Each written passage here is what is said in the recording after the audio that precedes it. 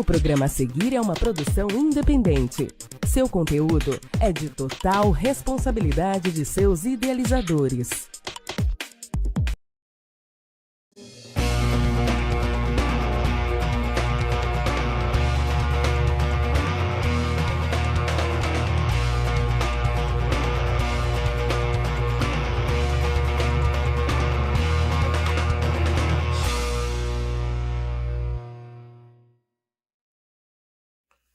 Salve, salve Petrópolis, salve, salve Nova TVI, família Nova TVI, você que está aí no YouTube, né, no Facebook conosco, muito obrigado. Vocês que estão aí em outra cidade conosco, muito obrigado, o carinho de estar conosco aqui, todo 22 anos, né, no programa Visão Geral, eu, Eduardo Moreira, com vocês. Pô, obrigado por me aturarem 22 anos, né? Brincadeira.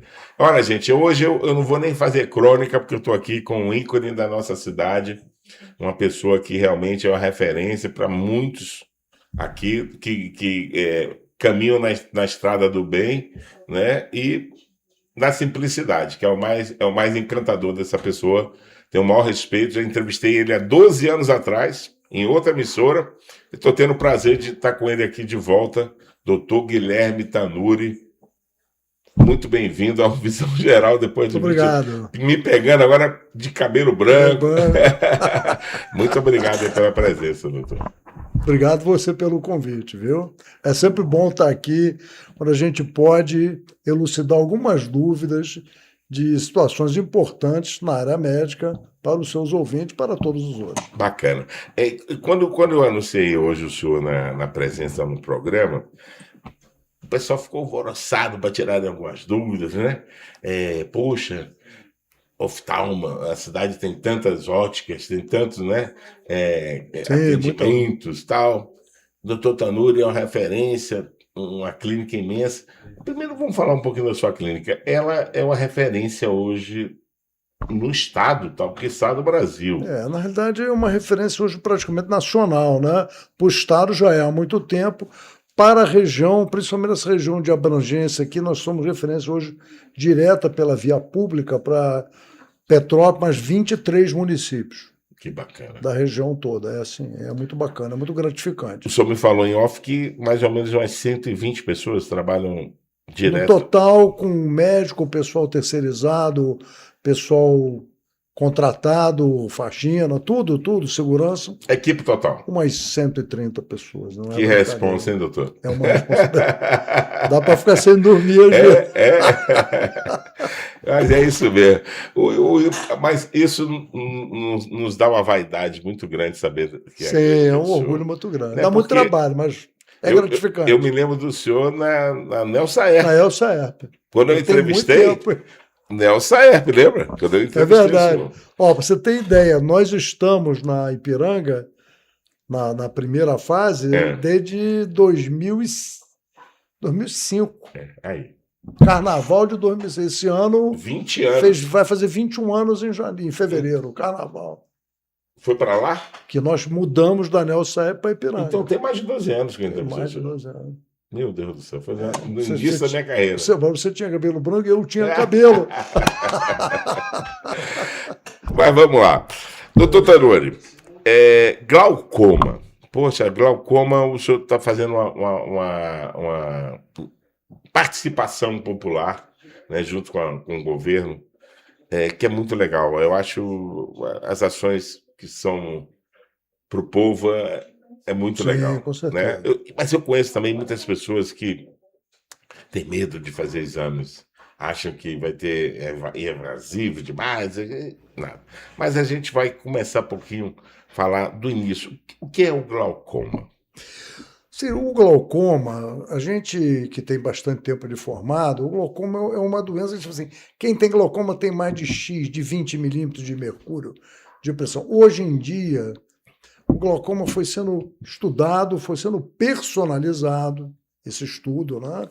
Então, o glaucoma hoje a gente rotula e define como uma neuropatia óptica, uma doença do nervo óptico, em que você tem padrões característicos olhando esse nervo óptico e também características de glaucoma no campo visual da pessoa em que a pressão ocular acima de 20 é o principal fator de risco. Quero dizer o seguinte, algumas pessoas, quem tem mais de 20 tem que tratar. Algumas pessoas têm menos de 20 e personalizadamente precisavam ter a pressão um pouco menor. Mas basicamente é isso. Bem, eu sou aquele cara medroso que, apesar de ser casado com médica, gosto pai de médico. E pai de médica, gosto muito de ir pouco ao médico. Talvez por conviver muito com a médica. Exatamente. Mas aí o último exame que eu fiz, a primeira coisa que eu penso é pressão de olho, fundo de olho, né? Esses básicos. Isso não dá o parecer de um glaucoma. Ó, Eduardo, você está no caminho do glaucoma. Senhor, o exame... vamos pensar o seguinte, que primeiro, não se concebe hoje mais, e vou aproveitar tranquilizar os seus ouvintes medrosos, né? Glaucoma é um nome muito feio. Glaucoma. É pesado. É um nome pesado. Tem um oma, lembra alguma coisa de tumor. Não é um tumor. O glaucoma é uma doença degenerativa que atinge uma camada da população importante e que é assintomática. Mas a pesquisa do glaucoma, basicamente, inclui tirar a pressão ocular das pessoas em todo o exame oftalmológico. Ponto. Não se concebe fazer um exame oftalmológico. Só fui ver meu grau. E se você tiver um glaucoma com uma doença assintomática? Você deixou de tratar isso no início, que é uma doença que também não tem volta, ela tem ida, ela não tem volta. E o exame, rotineiramente, no exame oftalmológico, desde que seja o exame, não precisa nem ser completo, um exame deve ser completo. Não é o exame que tem que fazer isso, exame sofisticado, é um exame muito simples. Não é invasivo, não dói. Na maioria das vezes, o aparelho é um aparelho computadorizado, que não toca o olho, ele sopra um microjato de ar no olho e emite uma ação, né? E essa ação tem uma reação e as máquinas medem essa reação sem tocar o olho. Então, o risco de contaminação praticamente não existe. O ar é filtrado. Isso é muito importante. Muito importante. Brincadeira. Isso na maioria. Mas os colegas, por exemplo, que não têm esse aparelho, tá? Eles podem aferir a pressão com um aparelho chamado tonômetro de aplanação. Você vai pegar um colírio e, igualmente, embora toque o olho, depois você faz a asepsia da ponteira do aparelho, ele também não é invasivo e é indolor absolutamente. Tá? É isso que eu queria dizer para você, tranquilizar as pessoas. Glaucoma é um nome feio, pesado. Em outubro, vocês fizeram uma ação muito bacana aqui na cidade. Você tem ideia de números de quantas pessoas foram? Com a chuvarada que estava caindo, choveu muito. Foram mais de 300 e muitas pessoas. Mas nós já fizemos a primeira que a gente ainda foi na Nelson Aerp. E lá, sempre em conjunto com o Lions, esse ano a gente envolveu mais umas pessoas, né? Envolveu a Secretaria de Saúde. Eu acho que quanto mais pessoas envolvidas, mais a gente atinge essa ideia de prevenção, de tomar cuidado com uma doença sorrateira, assintomática. Mas a primeira vez que teve uma grande campanha nacional no estado do Rio de Janeiro, a Sociedade Brasileira de Oftalmologia, o Conselho Brasileiro de Oftalmologia, teve vários pontos de tomada da pressão ocular.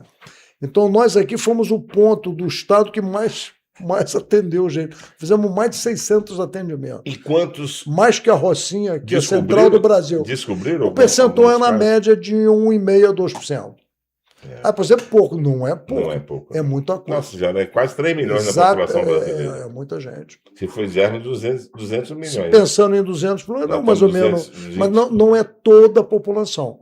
Porque a prevalência do glaucoma é muito maior após os 40 anos. 40 anos. Então, depois dos 40 vem problema, é? Mas esse cara entra num túnel. Mas a pessoa vai estar viva para ter o problema. Pelo amor de Deus. É o outro lado da coisa. Né? Agora, uma coisa, ela vem no silêncio, né? É igual uma doença câncer. sorrateira. Ela não avisa, diabetes também não avisa. Quem é diabético tem mais tendência a ter o glaucoma? Sim. Quando eu falei de fatores de risco, o principal fator de risco é a pressão ocular acima de 20. Né? Mas existem outros fatores de risco. A idade, fator de risco. A ascendência glaucomatosa, parentes com glaucoma consanguíneos, né? A gente tem mais tendência a ter glaucoma dos que não tem. O que não quer dizer que ele obrigatoriamente tenha que ter glaucoma. Meu pai ficou cego por glaucoma. Você não tem obrigatoriamente que vir a ficar cego ou ter glaucoma. Você tem mais chance de ter glaucoma? Sim. Altas miopias, altos graus de hipermetropia também tendem a ter uma incidência maior de glaucoma do que não. E, por exemplo, história de cirurgia, trauma ocular, cirurgias anteriores, tá? Isso também faz com que o percentual aumente nessa classe. Tratamento, doutor. Tratamento, ele é invasivo? É um tratamento doloroso? Como é que é esse tratamento? Mormente não, Eduardo. E qual o tempo? Eu vou te dizer. O glaucoma, primeiro ele tem que ser muito bem. Uma vez, digamos assim, que a pressão, ou quando a gente olha o fundo de olho e vê um nervo óptico suspeito, ela tem uma série de exames para a gente comprovar que aquela pessoa tem glaucoma. E também para classificar o tipo de glaucoma. Quanto mais cedo, melhor descoberto. Sim, né? e poder instituir a melhor medicação para aquele tipo de glaucoma. Então, existe glaucoma de ângulo aberto, de ângulo fechado, glaucoma neovascular, glaucoma secundário, tem vários tipos de glaucoma. Tá? O tratamento normalmente é não invasivo, então a gente segue, durante muitos anos, seguiu uma ordem assim, tratamento feito com colírio, ou associação de colírios, ou complementação com determinados tipos de laser, e passando para a cirurgia, que também tem vários tipos. Se você pensar hoje em modernismo, vamos dizer assim, por exemplo, um laser que era assim, vamos dizer assim, o paciente tratava com colírio, mais um colírio não resolvia, aplicava um laser chamado, um laser que atingia o setor de drenagem do humor aquoso. Então você fazia uma trabeculoplastia laser. Tá? Hoje existem lasers mais avançados. Essa opção ela passou a ser não uma secundária, passou a ser uma opção principal, que ela pode, primeiro, diminuir a necessidade de conjugar colírios ou até abolir o uso do colírio. Chama-se laser SLT. A gente já tem esse laser aqui já há algum tempo. Muda a alimentação, algum hábito? Não, a alimentação é muito folclore. A pessoa que... não pode comer camarão porque... Não tem nada a ver café, cerveja. Tem um monte de isso coisa. não existe. Por favor, quem que não tem um medo de fazer isso, não há necessidade. Você que gosta de cervejinha, de um cafezinho à tarde, pode fazer seu exame de glaucoma, Sim, que sem problema. o doutor Tanuri ou outro profissional não vai te tirar esse seu prazer. Não. Mas é muito importante que a população... eu acho muito interessante essas campanhas. O que a gente visa com isso? A gente visa chamar a atenção até para um exame mal feito, um exame feito desses, digamos assim, só para receitar um óculos. Eu sou contra nem a favor, mas por que não incluir o exame de pressão ocular? Não, e outra coisa, eu vou ligar a um exame que muitos homens, até amigos meus, são contra, o exame do toque, né, retal, né? Quando eu fiz 40 anos, eu não tive essa barreira. Apesar de vir fazendo no ciclo de sangue, né, sempre acompanhando, Sim. mas eu não tive essa barreira. Mas muitos amigos têm para fazer da catarata, para fazer do... o preconceito, principalmente essa parte, você está falando da próstata, tudo, isso é um preconceito, mas é fundamental, é um exame tão simples. Mas é para a saúde, doutor. E que os outros exames, por mais não substituem o toque retal. Não. A gente sabe, como vários exames de tomografia, a gente faz isso tudo aqui. Tem tomógrafo para medir as camadas de fibra do nervo óptico. Não tinha há X anos atrás. Quando o senhor se formou, não tinha nada disso. A gente se virava do jeito que dava. Né? Mas eu não sou claro, a gente usa esse modernismo para a gente poder classificar e tratar o mais personalizadamente o glaucoma de cada um. Isso é fundamental. Esse preconceito, o glaucoma é uma doença, gente, muito comum, atinge uma camada grande da população e que é tratável. Mas é preciso, a pessoa assim, meu Deus, eu estou com glaucoma. Você não tem que estar triste porque está com glaucoma. Você tem que estar triste se você não diagnosticar o glaucoma. Outra coisa. Você pode vir a ficar muito triste. Um amigo meu fez uma pergunta muito interessante. Pergunta, doutor, aquela carne no olho já é sinal de que posso ter glaucoma? Não. Ou coisa? Não tem nada a ver. Essa carne no olho que o vulgo chama de catarata, que não é catarata. Catarata está dentro do olho. Aquilo chama-se pterígio, é uma doença de causa desconhecida.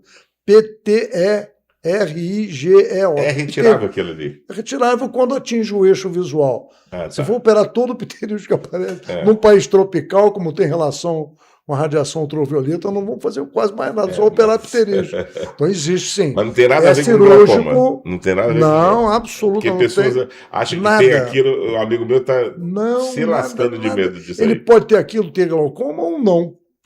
Ou ter glaucoma ou não ter aquilo. Então vou dar o nome dele. Sérgio, ó, tu pode ir no Dr. Tanuri fazer o exame, ele não vai te cortar tua cervejinha. Nada. Seu Flamengo vai continuar recebendo a cervejinha e você assistindo teu joguinho. E vai lá, meu irmão. Você me perguntou, eu falei que queria perguntar ao homem. O Flamengo não vai deixar de ser campeão. Mas, doutor, olha, recomendações. O que o senhor daria de recomendações ao povão, né? É o povão que eu falo até pessoas. Nós somos povão. Até pessoas de profissão com estudo e tudo, mas às vezes o cara tem um temor absurdo. Como eu disse a você, eu queria fazer um parêntese aqui, depois eu vou voltar assim. Eu queria falar um pouquinho, que tem a ver com glaucoma, de um conjunto de doenças que a gente chama que produzem perda progressiva da visão. Por exemplo, os graus que a gente tem, eles podem progredir, usualmente progridem, né? Então, isto é uma causa tratável de maneira muito simples. Outra é a cirurgia de catarata. Isso. A catarata é a maior causa de perda progressiva da visão recuperável. Nós estamos na ordem crescente de gravidade. Terceiro, a gente vem a degeneração macular relacionada à idade.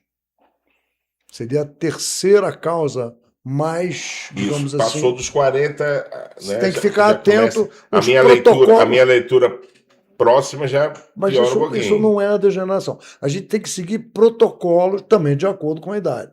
Depois a gente tem o quê? A gente tem a retinopatia diabética, que é a segunda maior causa de cegueira no mundo.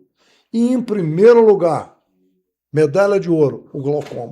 O glaucoma é a maior causa de perda progressiva da visão, irrecuperável e assintomática. Esse é que é o X do problema. E de maneira muito facilmente detectável, tirar a pressão ocular. Quer dizer, quando eu falei para você que a gente, quando fez a primeira campanha, nós examinamos mais de 600 pessoas. Muita gente. E você vê, na chuva, 300. 350, é um recorde. Por aí. Muita gente. Porque na chuva todo mundo foge. Né? Muita gente, às vezes vão crianças lá e tudo. Não são o alvo. O glaucoma não quer dizer que não tem até bebê com glaucoma. Existe o glaucoma congênito.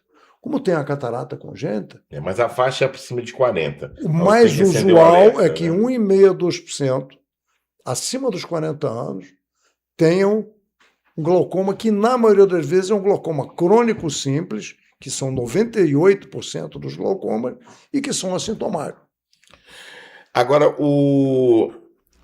campanhas. O governo, sabendo dessa importância, eu acho até que faz poucas campanhas. Essas campanhas teriam que ser trimestrais, não esperar meses. Né? Teria que ser mais... A campanha em si, vamos dizer que a campanha é um sacode. A campanha não resolve o problema de saúde pública que o glaucoma é. Né? Mas chama atenção para a população, inclusive cobrar. Muitos estão fazendo exames e não têm a pressão aferida. E quando tem campanha, a população já fica com medo. Chama atenção. Já fica com medo. Pô, deve estar vazando isso tudo aí, Brasil afora. Isso é muito importante, o chamar a atenção. Você sabe de uma coisa, eu não sou muito a favor do tratamento por campanha, porque às vezes aquilo acontece, não acontece, mas quando vai acontecer de novo, a pessoa já está tomada pela doença, a doença já evoluiu. Eu acho que disponibilizar os recursos para que essa pessoa tenha um atendimento, não só do glaucoma, como da próstata, é mais importante não só diagnosticar, mas também rapidamente intervir. Muitas vezes se perdem, às vezes, a pessoa não tem acesso a um tratamento com câncer, uma droga mais moderna, né? Então, acho que a campanha é importante para chamar a atenção e envolver as pessoas, os governos. Toda consulta no oftalmo. O médico é obrigado a fazer essa. Sim, eu acho que toda consulta, nossas consultas todas têm Não, a na pressão clínica do senhor ocular. Não, mas é o que deve ser feito é em o qualquer padrão. lugar. É, porque se você tirar a pressão de novo e estiver normal, não tem problema nenhum. Entendi. Agora, se você não tirou de novo, ela pode ter aumentado, é por que não fazer um exame inócuo e super importante? Eu me lembro, um ventinho, né? Dá até Esse é um dos métodos, né? Mas eu existem me outros lembro que eu métodos fiz de isso aí. aferir a pressão, com colírio, com aparelho. O aparelho de sopro não toca a córnea. Ele tem essa vantagem para você fazer uma aferição de massa.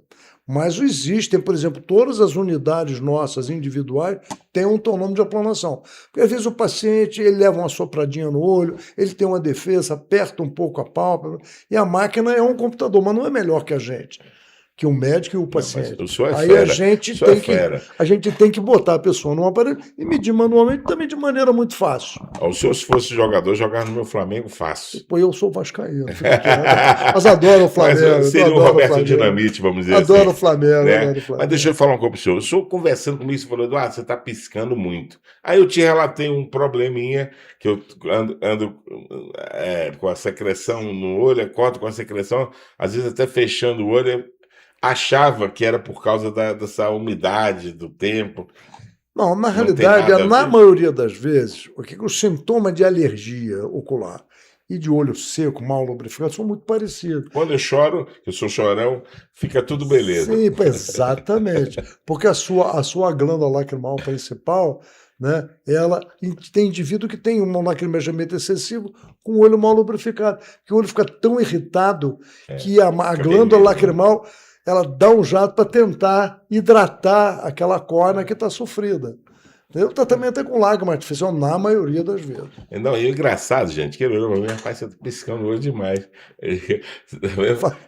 É a experiência, né? É a experiência. Aí a gente vai ver algumas pessoas, como você toma diurético, tem a ver algumas dores que podem diminuir essa produção de lágrima, né? Olha, a produção, cara, pegou aí umas fotos de ontem, isso eu fui.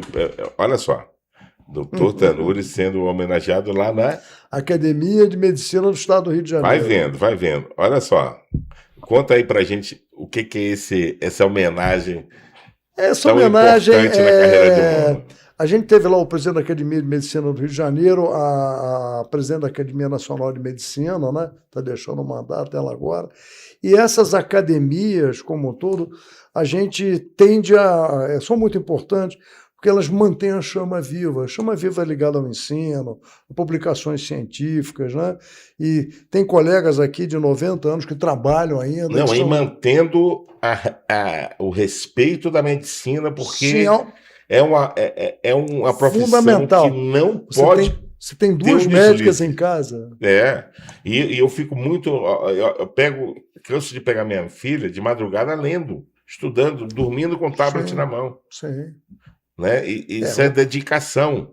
E hoje o médico, né, no sistema todo, ele não é reconhecido como deveras.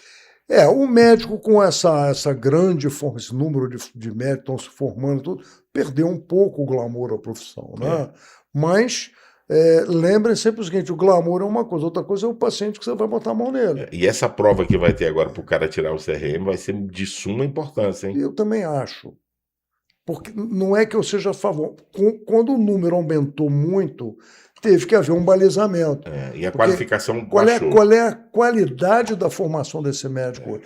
E, por outro lado, também é o seguinte, embora eu seja a favor, quanto que essa OAB, prova da OAB, que a gente chama dos médicos, vai realmente aferir, que vai ser uma maneira de embarrear de alguma forma. Não, vai filtrar um pouquinho. Vai dar um. Mas voltando aqui, volta a foto aí, porque eu queria falar uma coisa. O doutor Tanuri foi convidado a fazer parte da cadeira ali, não é isso? Um colega me convidou ontem.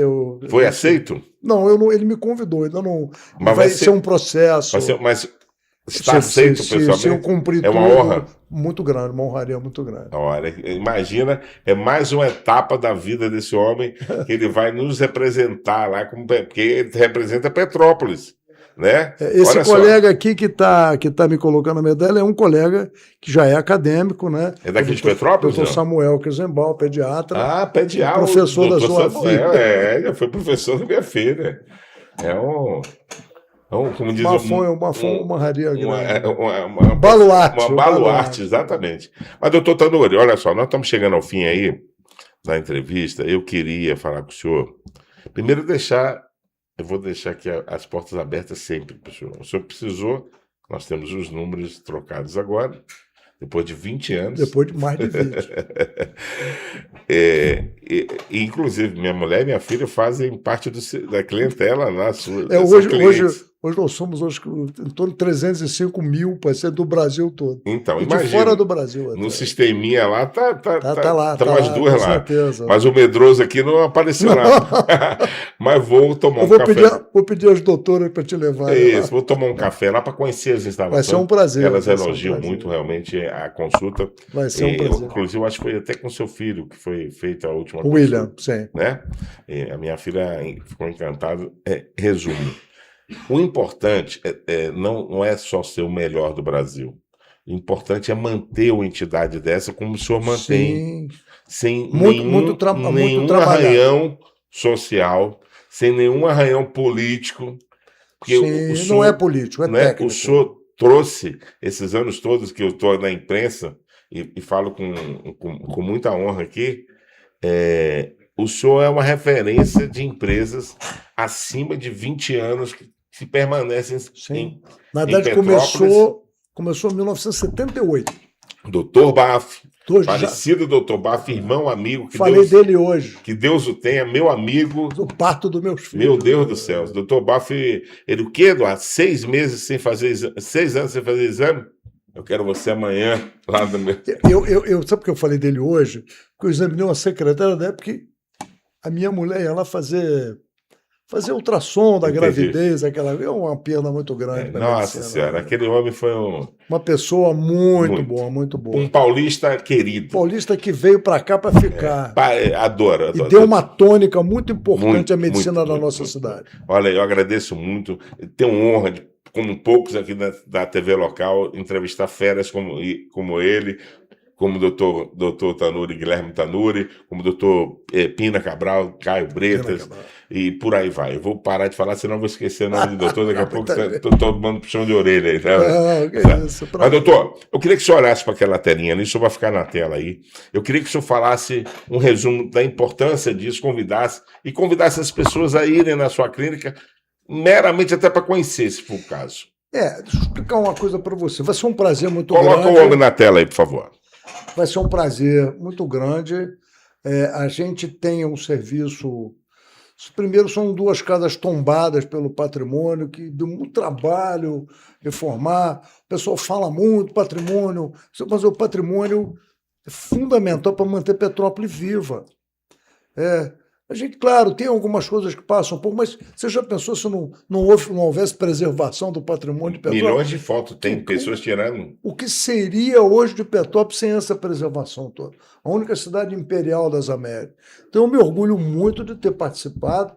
Eu, principalmente a minha família, que apoiou esse projeto da gente ter um hospital de ponta numa casa de uns 140 anos. Então, eu me orgulho muito disso.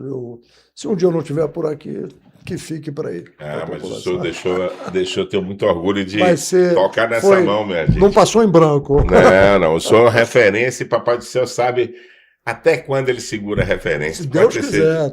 Eu quero estar, prometo ao senhor, se o senhor for aceito no conselho lá da medicina, eu quero estar gravando essa posse. Muito obrigado. Vai ser um prazer. Pode me avisar que eu estarei com o maior prazer. Uma surpresa para mim. Não, e para mim uma surpresa agradabilíssima, porque eu acho que pessoas como o senhor não podem passar em branco aqui. Nós temos referências que equilibram esse país baronil. Né? Graças a Deus tem pessoas desse quilate em todos os segmentos que equilibram esse país. E essa juventude que vem, que eu acredito muito nesses jovens. Estudiosos, não é? A turma que quer alguma E sempre coisa. pensando assim, está muito difícil, mas o Brasil é maravilhoso. Pô. Tá difícil, mas Mas pior o Brasil, é na o Brasil Ucrânia. é maior que isso tudo. Ele vai. Né? Pior é na Eu Ucrânia. sou uma pessoa otimista. É isso aí Não também. está fácil, mas eu sou otimista. Eu sou Brasil acima de qualquer Eu coisa. também. Doutor, muito obrigado pela Obrigado visita. você pelo Ganhei convite. o presente de Papai Noel. Bondade sua. Muito obrigado. Gente, olha, não sai daí não, que vem muito mais no Visão Geral ainda no próximo bloco e vocês vão gostar muito. Fica aí, que eu volto já já.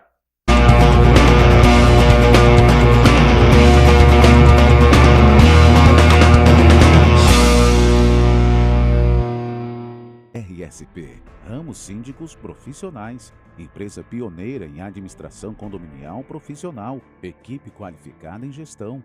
A RSP administra em Petrópolis condomínios e presta consultorias para incorporadoras, hotéis, resorts e outros. Solicite uma visita da nossa equipe. WhatsApp 24 98832 8620. Visite nosso site www.ramosindicosprofissionais.com.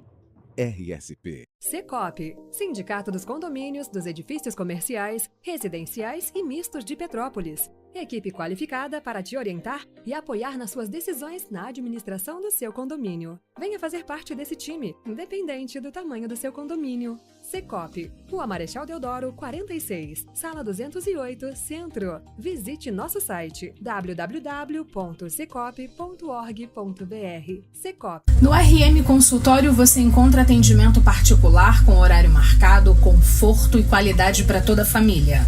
Nossa equipe conta com profissionais em pediatria, clínica médica, fonoaudiologia, geriatria, ginecologia, obstetrícia e nutrição, dedicados para a saúde da mulher e da criança. Ambiente acolhedor com brinquedoteca e espaço de café para sua comodidade.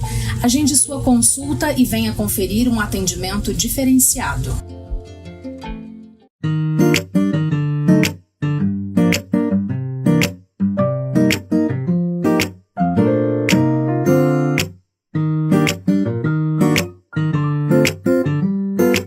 Sou Eliane, captadora de doadores do Banco de Sangue de Santa Teresa.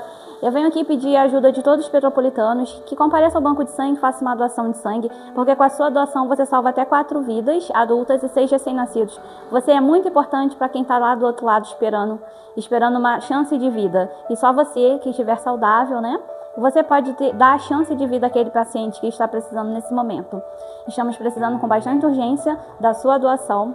A gente está localizado na rua Dr. Paulo Hervé, número 1130, aqui no Bingen. É rapidinho, a doação lá demora 5 minutinhos e você vai ter certeza que você está ajudando a salvar vidas e doando amor para o próximo.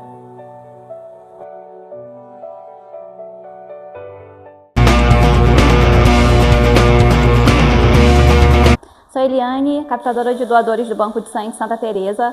Eu venho aqui pedir a ajuda de todos os petropolitanos que compareçam ao Banco de Sangue e façam uma doação de sangue, porque com a sua doação você salva até 4 vidas adultas e 6 recém-nascidos. Você é muito importante para quem está lá do outro lado esperando uma chance de vida. E só você que estiver saudável, né? Você pode dar a chance de vida àquele paciente que está precisando nesse momento. Estamos precisando com bastante urgência da sua doação. A gente está localizado na rua Dr. Paulo Hervé, número 1130, aqui no Bingen. É rapidinho, a doação lá demora 5 minutinhos e você vai ter certeza que você está ajudando a salvar vidas e doando amor para o próximo.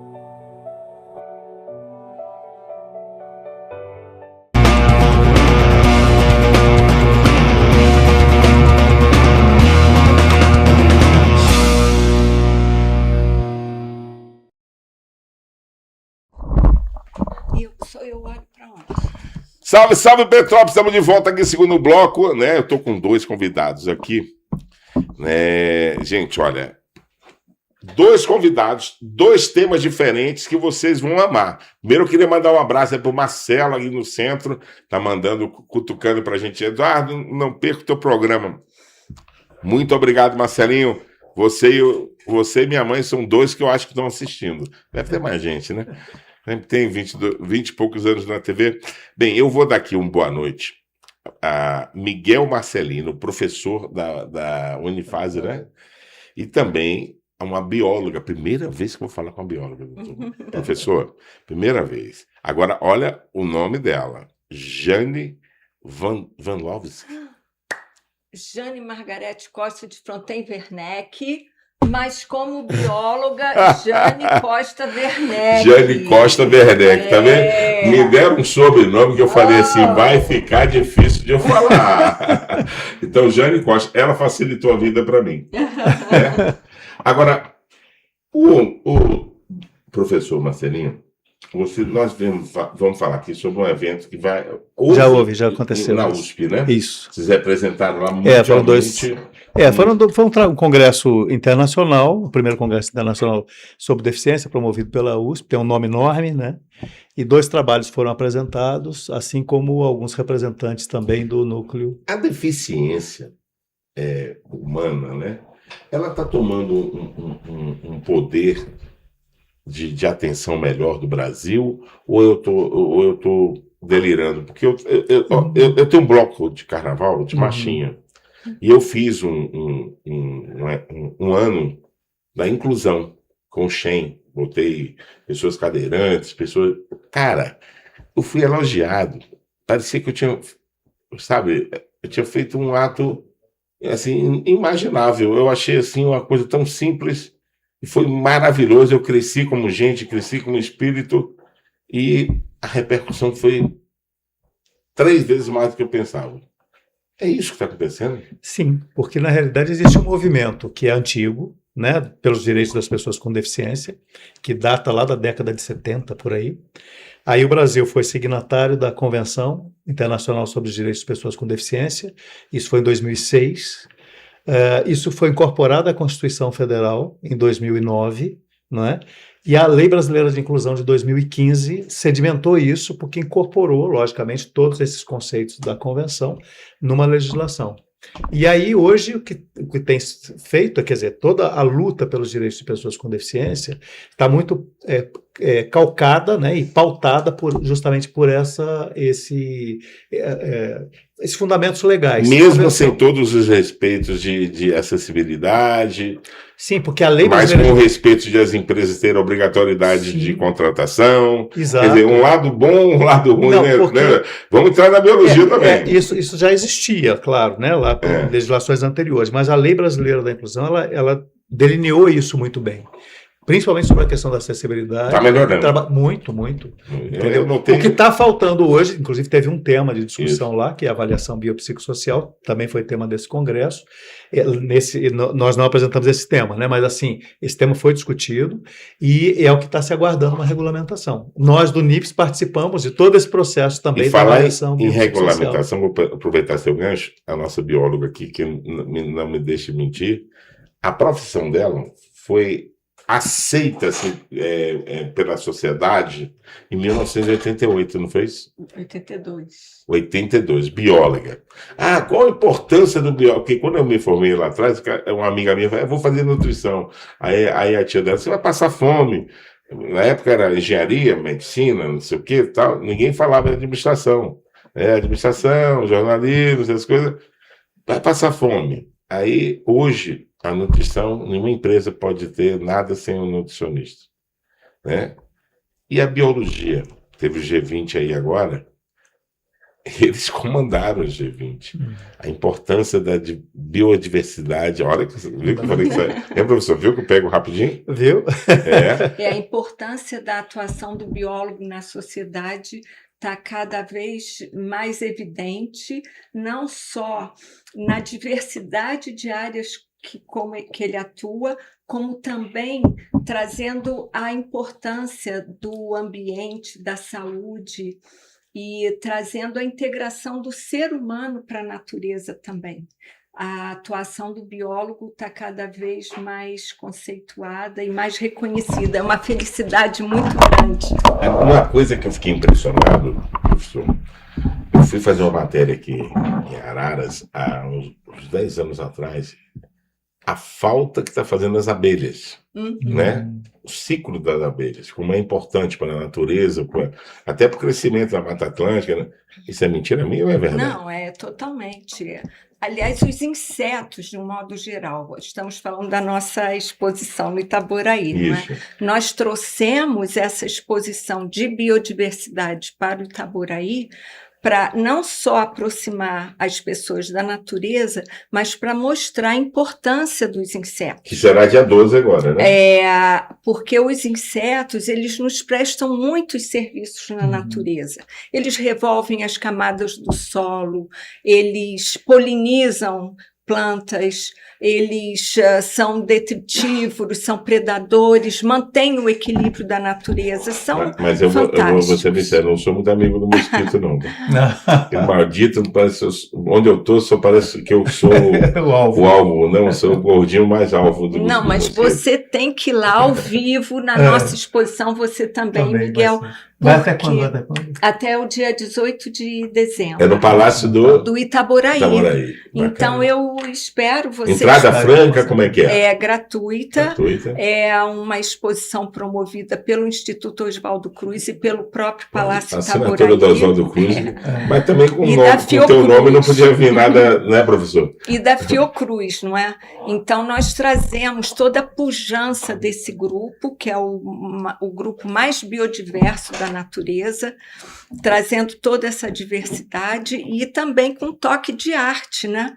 E na questão da arte, nós temos a colaboração de uma artista plástica petropolitana, a querida Roberta Schimmel, do ateliê O Mandala, e também do grupo Nikkei de Petrópolis, da Kátia Yamamoto e outros, que enriqueceram a exposição com origamis lindíssimos.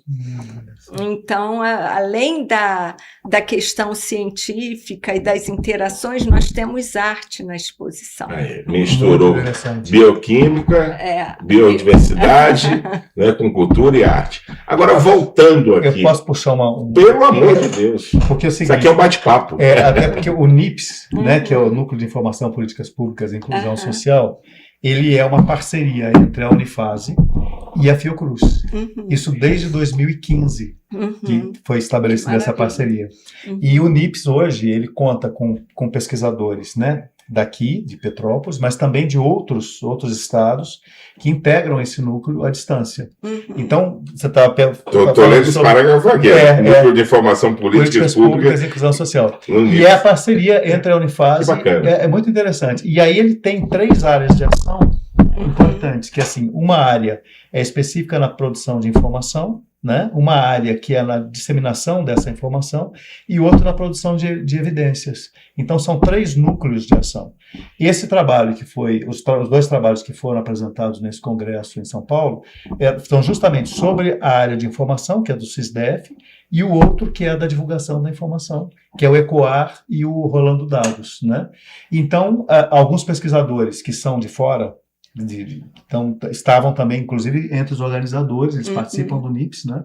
E é muito interessante, porque essa parceria entre a Fiocruz e a Unifase, que deu muito certo, e paralelamente a isso, o NIPS também está representado na discussão do modelo de avaliação da pessoa com deficiência. E a Fiocruz tem um selo assim absurdo, sim, né? Pesadíssimo. Essa parceria foi fundamental. Né? Agora, uma coisa que eu queria perguntar a ambos, que vocês são...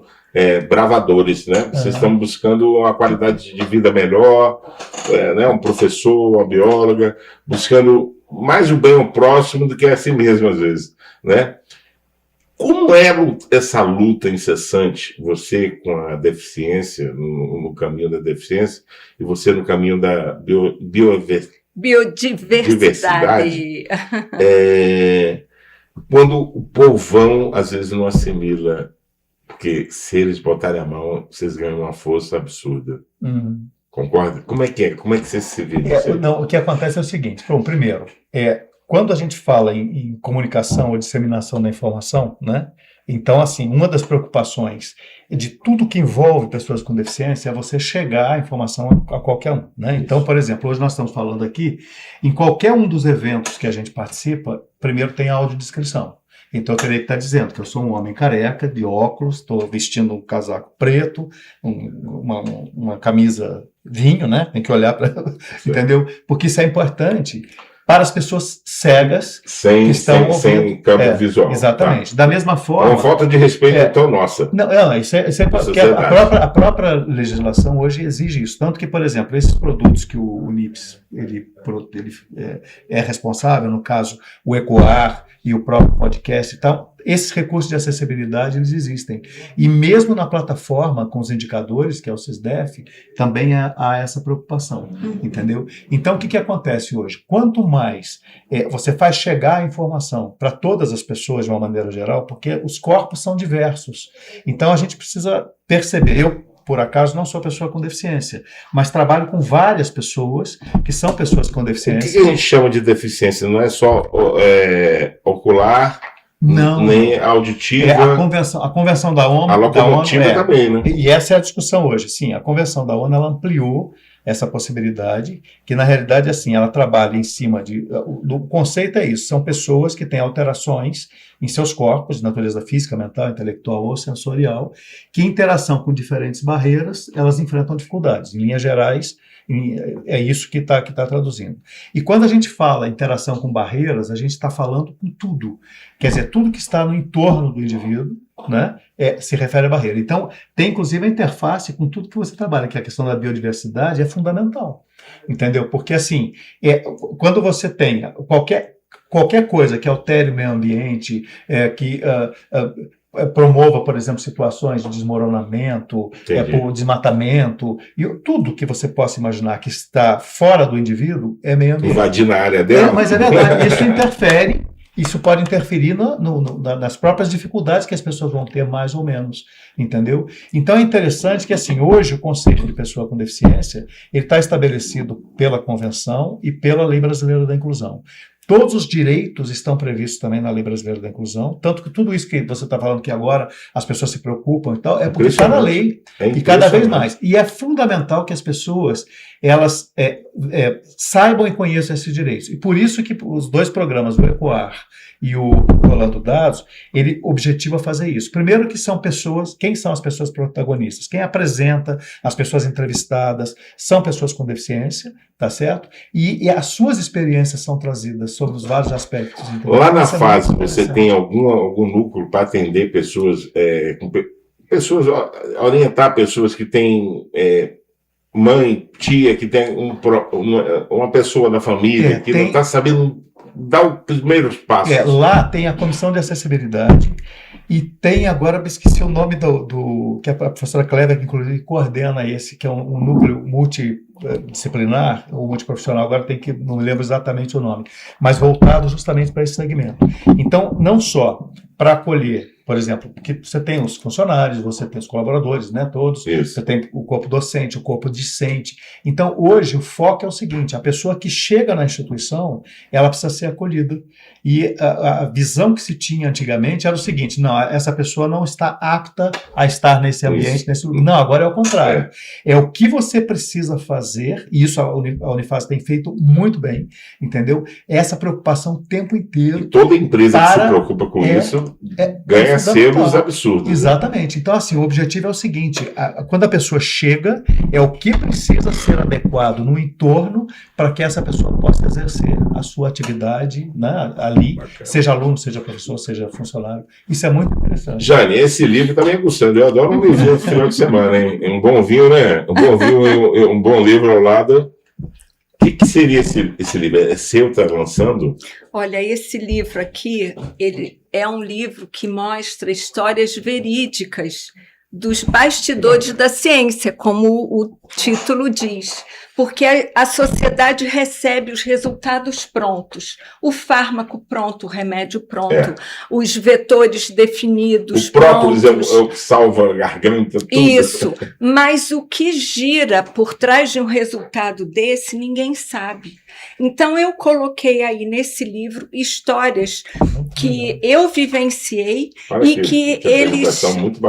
que E é um livro voltado principalmente para o público que está começando a sua carreira E agora. aonde as pessoas encontram esse livro? Agora, é um livro que foi, vamos dizer, baseado nas histórias de ciência, mas é um livro aplicado a qualquer profissão, porque trata das relações interpessoais, de questionamentos políticos, de assédios de todos os tipos, de desafios de você assumir a sua vontade perante o conhecimento já cristalizado.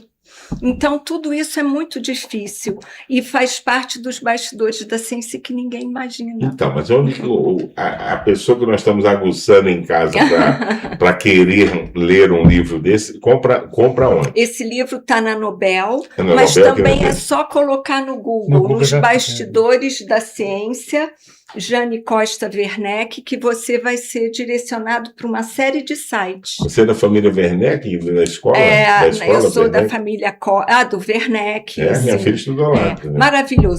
Agora, ele tem audiobook e tem também em... Que bacana. Aí, professor, tá vendo? E tem também em e-book, tá nos 3 formatos. Agora, eu queria que você olhasse para lá, Jane. Vou começar com você. Sim. Bota ela na telinha aí, isso. E convida ao projeto do dia 12 agora, por favor.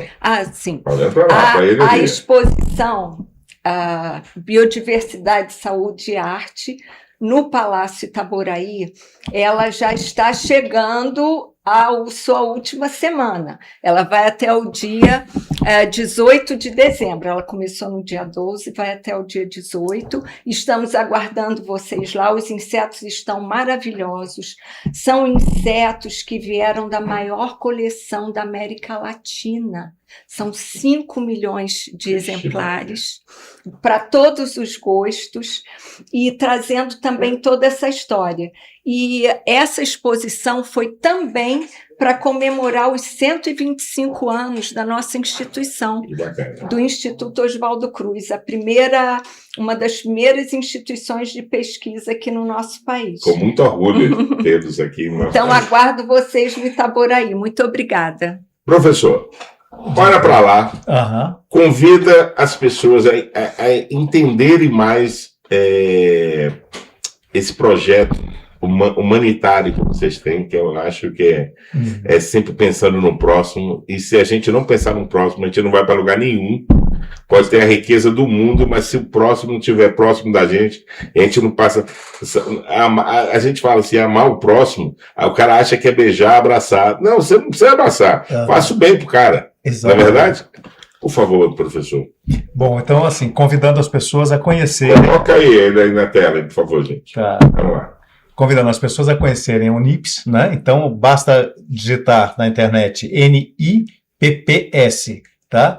Ali dentro vocês têm todas as informações sobre o ECOAR, todas as informações sobre o SISDEF, que é o Sistema de Informações sobre Deficiência, o Rolando Dados também, você tem um link para ali, e tem também do NEV, que é o Núcleo de Evidências. Então, são 4 linhas bastante... Quer dizer, são 3, que o ECOAR e o Rolando Dados, que é o podcast. Então, são trabalhos apresentados. Todo esse núcleo ele é coordenado por uma pesquisadora também da Fiocruz, que é a Cristina Rabelais, né, que é a professora da Unifase e é a coordenadora desse projeto, com a interação com pesquisadores de todos os lugares. Então, a maneira mais fácil de acessar é a partir dali, e ali você tem um universo para navegar e obter as informações. E se tornar mais forte, porque quem toma conta de pessoas que tenham uma certa deficiência tem que ter muita força espiritual. E o importante é que é o seguinte, são as próprias pessoas com deficiência que participam também, né? Então, a questão toda é essa, é protagonismo mesmo, autonomia, protagonismo, e elas estão à frente de tudo. Eu vou aproveitando para vocês, desejando boas festas. Tudo de maravilhoso. Mas eu queria dar um presente para vocês, olha só. Próximo ano, quando eu começar, eu prometi que a cada convidado eu ia fazer um programa especial com ele. Então, não se assustem se eu trouxe a Carla ligarem para vocês e chamar você para a gente fazer um programa específico. E você convida quem você quiser. Tá. E você, professor, também convida quem você quiser. E o programa é o tema de vocês. Vai o tema ser um que você prazer. escolher. Muito obrigada. Para a gente conhecer um pouco mais dessa biodiversidade. Olha essa coisa. Muitas novidades a caminho. E muito obrigado por vocês existirem, porque a gente tem que plantar para o povo e para nossas próximas gerações. Claro. Só pessoas assim, como o doutor Tanuri anteriormente, é que a gente consegue fazer um Brasil melhor, independente de A ou B, vermelho, ou preto, azul, todo mundo é igual. É isso aí. Me queiram bem, eu volto quinta-feira que vem, desculpa a correria, mas a gente tenta atender todo mundo e levar um pouquinho de conhecimento que não faz mal a ninguém. Fica com Deus. Continue na programação da Nova TVI.